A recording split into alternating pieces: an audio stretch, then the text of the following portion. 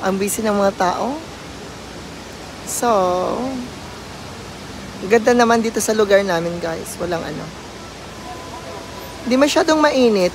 Mga 5:50 na ng hapon. So, maganda dito, guys. So, ayan siya.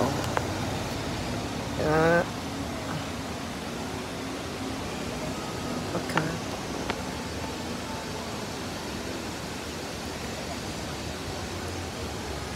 So far, I love it.